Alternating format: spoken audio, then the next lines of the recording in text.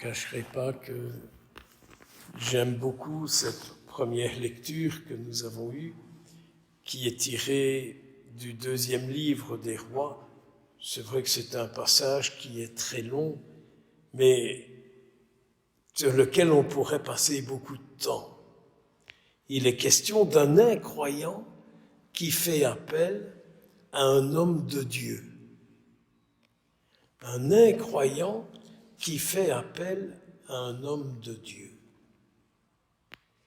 Et je suis surpris, mais surpris, et je vous invite à faire cette expérience, que quand vous rencontrez un incroyant, qu'il puisse vous rencontrer parce que vous êtes une femme ou un homme croyant. Et que donc, s'il vous rencontre, c'est pas pour avoir des connaissances canoniques ou catéchétiques, non, c'est pour rencontrer le croyant que vous êtes et celui en qui vous croyez.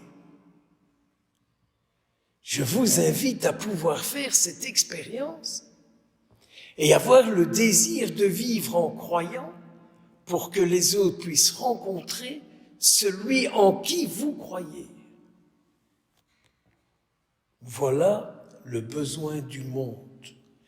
Voilà le besoin des lépreux d'aujourd'hui.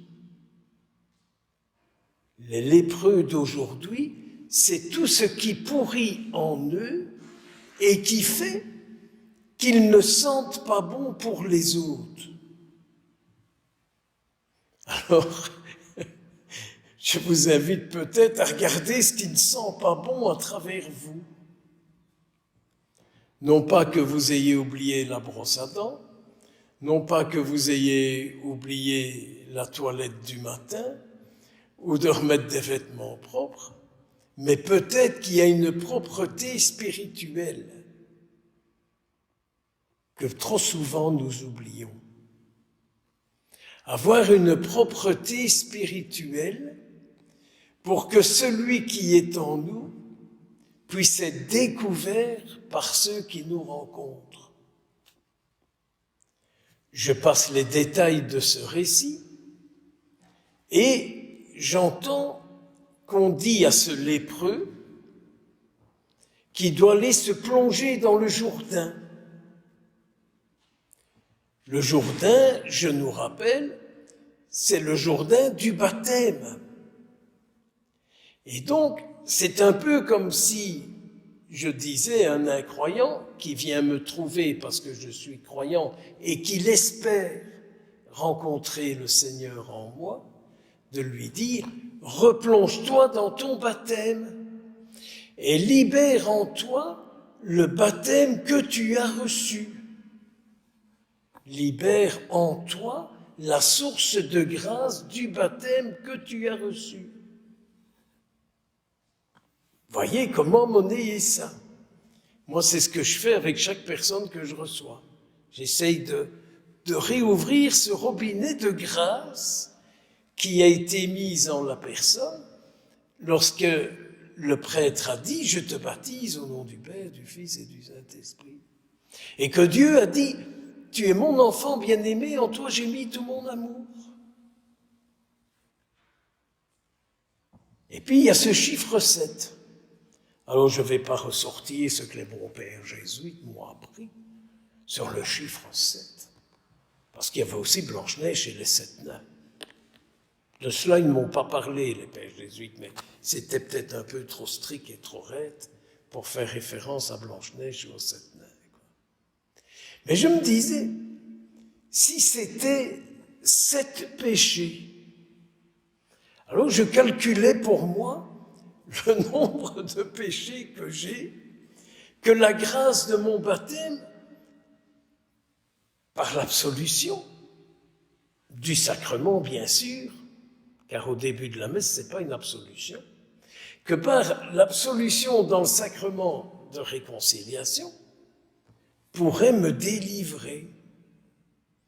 Plonge-toi 7 fois et tu auras une pureté retrouvée extérieure et intérieure, ou intérieure et extérieure.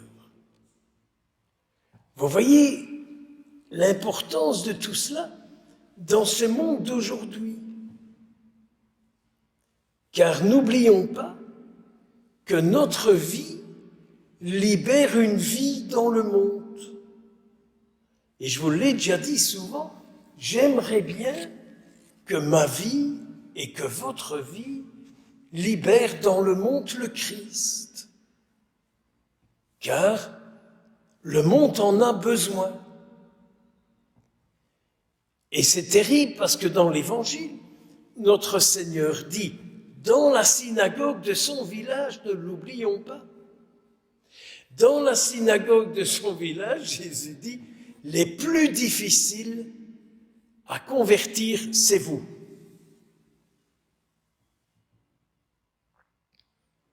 Les plus difficiles à convertir, c'est vous qui m'écoutez, dit Jésus. Les plus difficiles à convertir, c'est vous qui m'écoutez. Et Jésus leur dit, mais l'histoire est vieille. Regardez le prophète Élie. Personne n'a voulu de lui, sauf la veuve de Sarepta. Regardez Naaman le Syrien. Il y avait beaucoup de lépreux, mais lui, il a été guéri parce qu'il a chaque fois écouté l'homme de Dieu. Il a chaque fois écouté l'homme de Dieu. Nous avons entendu ça hier à la messe. Souvenez-vous, pour ceux qui étaient ici, on en a parlé.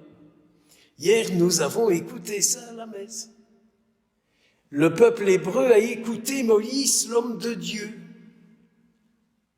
Et aujourd'hui, quel est l'homme de Dieu que vous écoutez?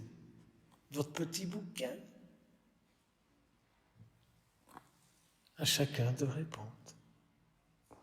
Et alors c'est insupportable lorsque l'homme de Dieu fait remarquer à ceux qui l'écoutent que ce qu'ils font n'est pas juste. Et donc ils ont eu le désir de zigouiller Jésus. Parce que ce qu'il leur disait ne leur plaisait pas. Je peux maintenant alors ressortir des expressions de Cato. Ça ne nous rejoint pas. Ça ne nous rencontre pas, ce qu'on entend. C'est pas ça. C'est pas ça. C'est pas ça. Ça ne me rejoint pas. Et là, nous nous heurtons à la difficulté du Christ qui a tant de mal à rejoindre les hommes et les femmes d'aujourd'hui, si vous préférez. Jésus a beaucoup de difficultés à travers moi de vous rejoindre et de rejoindre ceux qui viennent me trouver. Regardez si Jésus n'a pas difficile à travers vos vies de rejoindre tous ceux, toutes celles que vous rencontrez. Prions les uns pour les autres et n'ayons pas peur de dire au Seigneur, je ne t'abandonne pas pour eux. Seigneur, je ne t'abandonne pas pour eux. Que de fois je suis bien obligé de lui dire ça. Seigneur, je ne veux pas t'abandonner pour ceux qui viendront. Je ne peux pas t'abandonner pour ceux qui sont fidèles à venir. Et j'ai parfois du mal de dire, je n'ai pas envie de t'abandonner pour ceux qui viennent quand ça les amuse. Prions donc pour la conversion les uns des autres. Amen.